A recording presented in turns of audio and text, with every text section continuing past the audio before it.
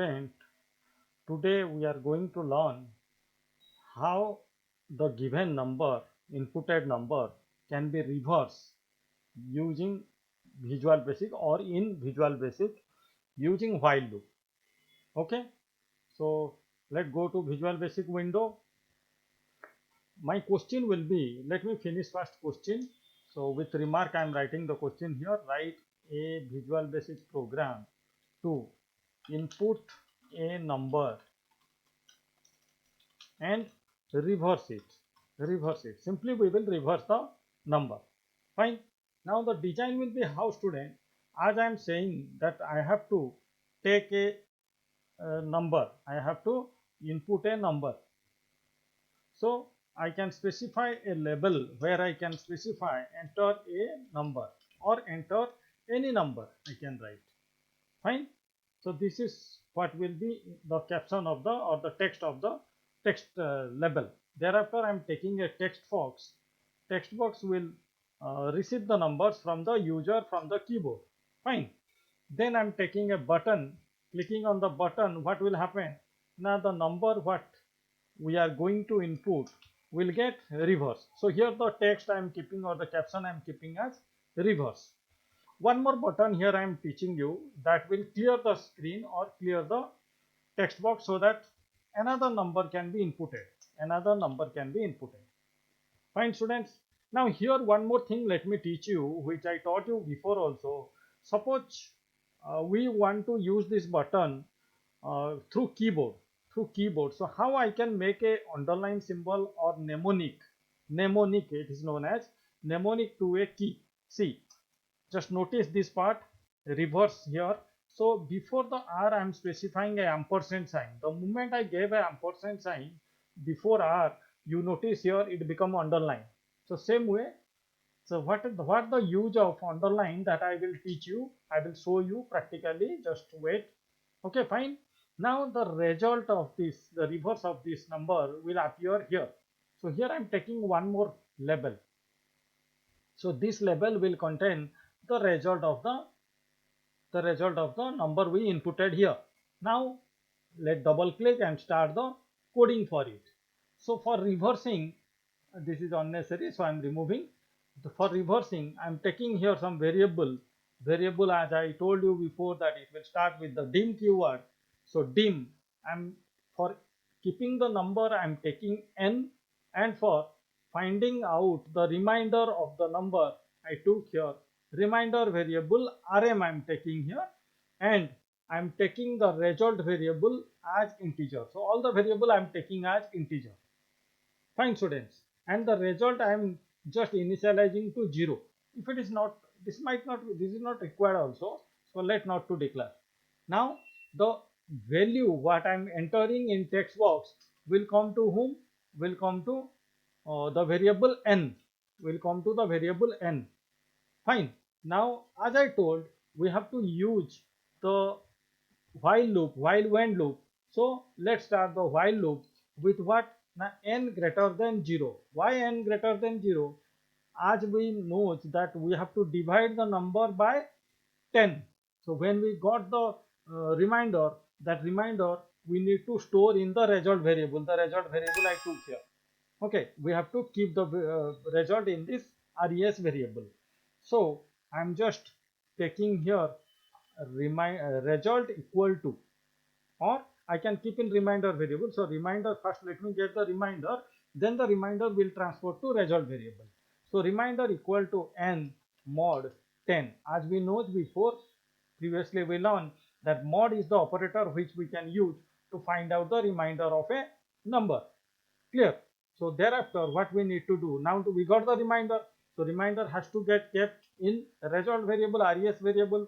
So res equal to res multiplied by 10 and plus remainder I need to do.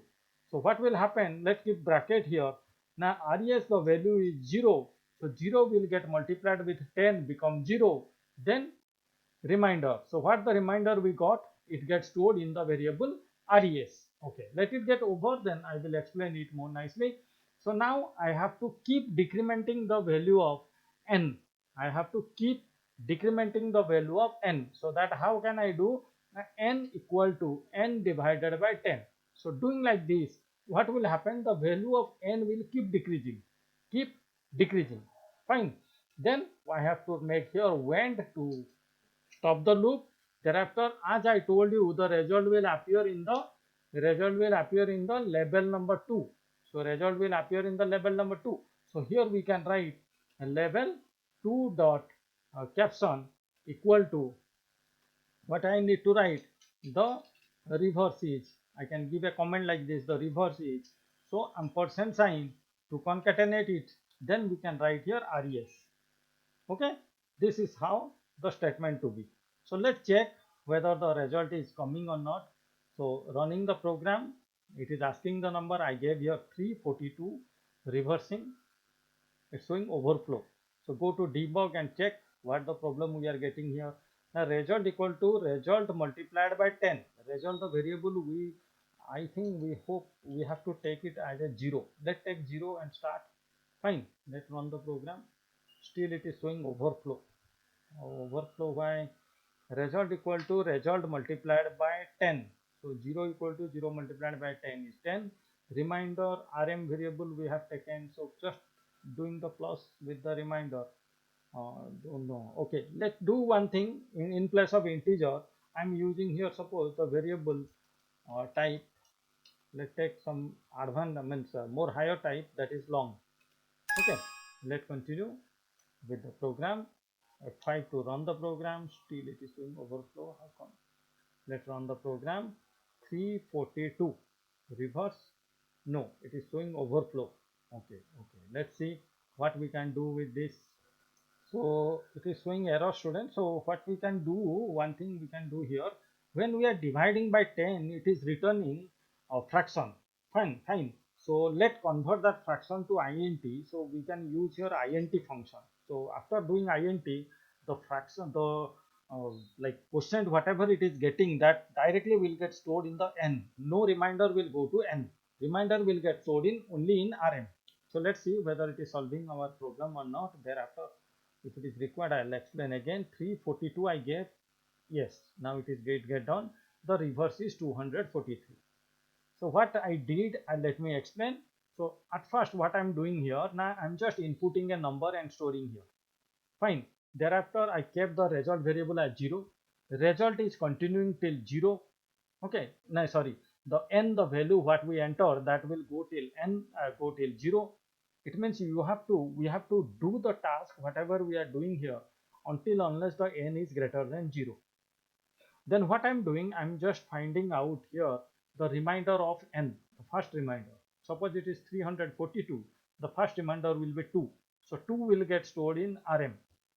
Result equal to result multiplied by 10. It means 0 equal to, as we wrote here, 0 equal to 0 multiplied by 10 is 0.